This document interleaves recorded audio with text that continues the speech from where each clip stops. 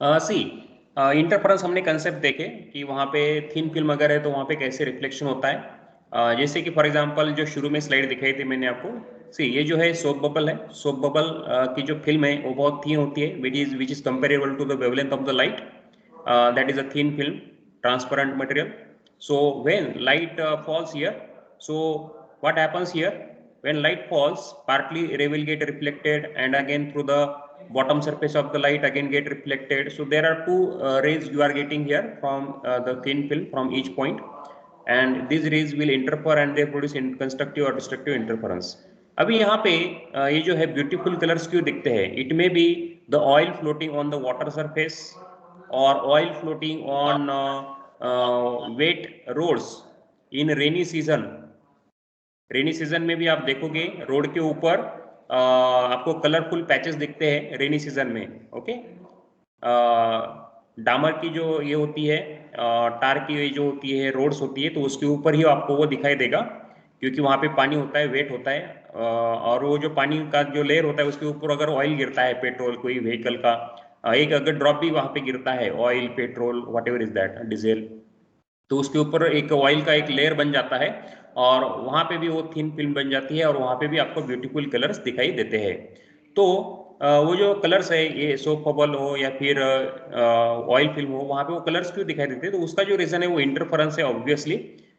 This satisfies the necessary conditions for interference pattern. लेकिन colour क्यों दिखते हैं? कलर इसलिए दिखते हैं क्योंकि इसके ऊपर जो लाइट गिरती है वो मोनोक्रोमेटिक नहीं होती है बल्कि वो व्हाइट लाइट होती है. तो व्हाइट लाइट में सारे कलर्स होते हैं. लेकिन अभी यहाँ पे फॉर एग्जांपल आपको यहाँ पे कौन सा कलर दिख रहा है? ये जो सर्कल मैंने ड्रॉ किया है इसके अंदर कौन सा कलर आपको दिख रहा है? ब्लू. ब्लू कलर दिख रहा है, करेक्ट. तो अभी वो ब्लू कलर क्यों दिख रहा है? ब्लू कलर इसलिए दिख रहा है क्योंकि वो जो लाइट यहाँ पे आ रही है, रिफ्लेक्ट हो रही है, ओके, और आपकी आंखों की तरफ या फिर जो कैमरा मैन जो है या फिर जो कैमरा से फोटो खींचा है तो कैमरे की तरफ वो लाइट जाती है. ठीक है, अगर कैमरा नहीं होता और डायरेक्टली अगर आप देखते तो आपको भी वहां पे ब्लू कलर दिखाई देता. तो ब्लू क्यों दिखाई देता है? तो उसका जो रीजन होता है वो है ब्राइटनेस की कंडीशन. हमारी ब्राइटनेस की जो कंडीशन है twice mu T cos r is equal to 2n plus 1 lambda by 2. Isn't it? Is it correct? Yes sir. Okay, so brightness की ये कंडीशन होती है. तो यहाँ पे ब्लू कलर क्यों दिखता है? इसलिए दिखता है क्योंकि यहाँ पे ब्राइटनेस की कंडीशन सेटिस्फाई हो रही है. मतलब वह उस लोकेशन में रिफ्रैक्टिव इंडेक्स कुछ इस तरह से है, थिकनेस ऑफ द फिल्म कुछ इस तरह से है, एंगल ऑफ रिफ्रैक्शन यानी कि एंगल ऑफ इंसिडेंस कुछ इस तरह से है, और वेवलेंथ कुछ इस तरह से है कि वो सारे जो पैरामीटर्स है they are satisfying this brightness equation, brightness condition को सेटिस्फाई कर रहे हैं. तो यहाँ पे जो येलो वेवलेंथ है, फॉर एग्जांपल लेट्स से अगर वो 4200 एंगस्ट्रॉम यूनिट होती है सपोज, तो वो जो वेवलेंथ है तो वो ये इक्वेशन को सेटिस्फाई कर रही है. अभी आपको यहाँ पे अब एक अलग कलर दिखाई देगा. ओके, अभी यहाँ पे ये सर्कल के अंदर कौन सा कलर दिख रहा है आपको? ऑरेंज और रेड. Red colour. ओके, बहुत ही छोटा है, रेड कलर यहाँ पे दिख रहा है. तो रेड कलर क्यों दिख रहा है? क्योंकि वहां पे एंगल चेंज हो गया है. Okay, maybe refractive index of the film is same, maybe thickness is same there, but यहाँ पे एंगल जो है वो चेंज हो गया है. ओके, यहाँ पे अलग एंगल था, आपकी तरफ जो लाइट आ रहा है, ओके, उसका एंगल, और यहाँ से इस तरफ से जो लाइट आ रहा है वो एंगल, आपकी तरफ जो आ रहा है लाइट वो एंगल. तो वो जो एंगल है, angle of incidence, refraction, reflection, वो एंगल्स यहाँ पे चेंज हो जाते हैं एंड इसीलिए वहाँ पे जो कंडीशन है वो अलग वेवलेंथ के लिए सेटिस्फाई हो जाती है.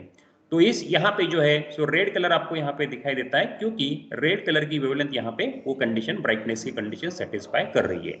इसका मतलब ये है कि by controlling these factors, that is refractive index, thickness, angle of refraction, that is angle of incidence, and wavelength of the light. और wavelength of the light let's say is white light में तो सारे wavelength है. तो by controlling these three parameters mu, t and r, you can control the color of the light which is getting reflected. okay, वो आप control कर सकते हो. तो इसीलिए जो एंटी रिफ्लेक्शन कोटिंग होती है वहां पे थिकनेस कुछ इस तरह से होती है और रिफ्रैक्टिव इंडेक्स कुछ इस तरह से लिया जाता है so that the light will get transmitted here and there will be the minimum reflection from this surface. So anti reflection coating का ये फंक्शन होता है। तो this is all about the colour formation in the thin films. I hope you have understood this. Yes sir. Okay, one more thing और एक जाते जाते और एक बात बतानी है। See, there are two types of sources. One is a point source. एक होता है point source. Okay, point source की जो वेव फ्रंट होती है वो ऐसी स्फेरिकल होती है। अगर ऐसा पॉइंट सोर्स ये हमारी जो यूनिफॉर्म थिकनेस फिल्म है इसके ऊपर अगर लाइट गिरती है तो आपको क्या दिखाई देगा? मोनोक्रोमेटिक लाइट है, पॉइंट सोर्स है और ऐसी लाइट यहाँ पे थिन यूनिफॉर्म थिकनेस फिल्म के ऊपर गिरती है तो यहाँ से आप देखोगे तो आपको क्या दिखाई देगा? Different colors.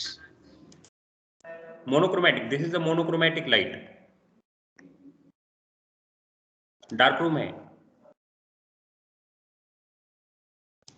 Two parallel rays.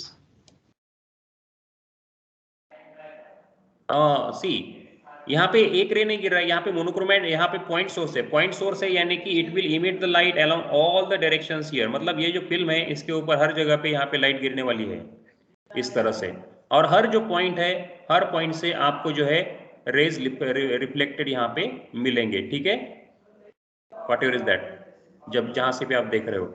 सी, सिंपल आंसर इसका ये है, अगर पॉइंट सोर्स यहाँ पे है तो आपको क्या दिखाई देगा? आपको दिखाई देगा सर्क्यूलर फ्रिंजेस। याद रखो, सर्क्यूलर फ्रिंजेस आपको दिखाई देंगे। ठीक है, लेकिन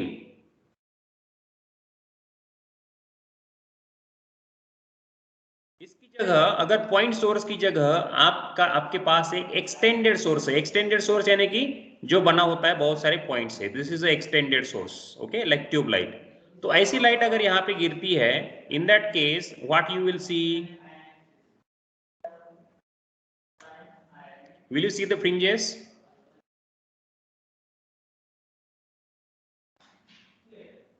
No sir.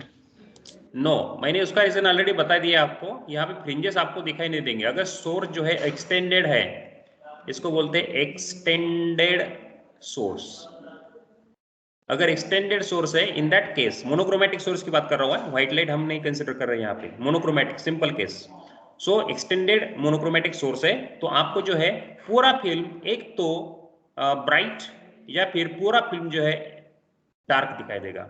अगर ब्राइट दिखाई दे रहा है तो ट्रांसमिशन में वो डार्क दिखाई देगा, और ऊपर डार्क दिखाई दे रहा है तो ट्रांसमिशन में वो ब्राइट दिखाई देगा।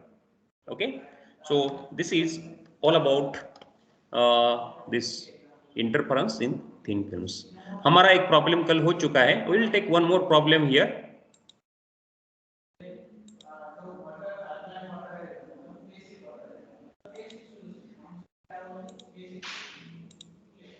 All of you take notebook and pen ले लो। all of you take down, all of you take pen and notebook for writing this problem.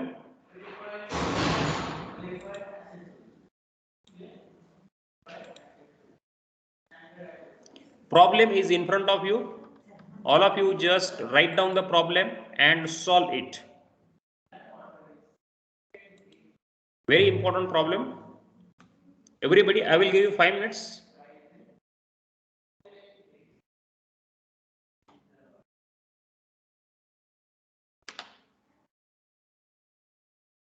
Everybody is able to see the problem? Yes sir. Yes sir. Simple problem है। First write the problem, then read it, then write the given things so that all the things will be clear in your mind. आपको क्या दिया है और आपको क्या find out करना है वो भी लिखो वहां पे, then write down the formula and step by step solve it.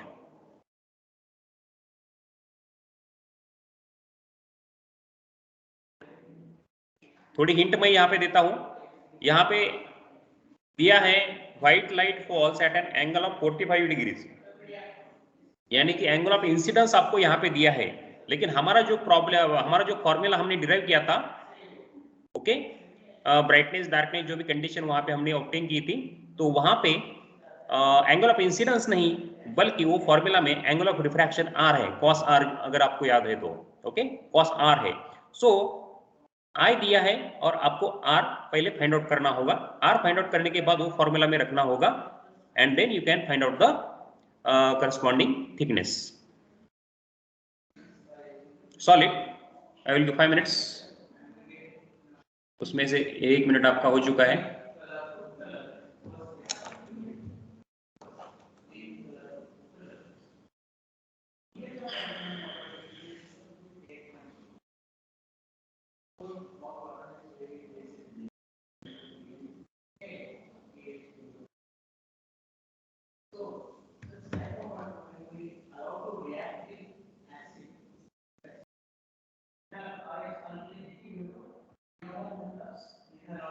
And answer was coming here like this, 1308 angstrom unit और 1.3 into 10⁻⁵ 5 सेंटीमीटर्स, ये आंसर आ रहा है।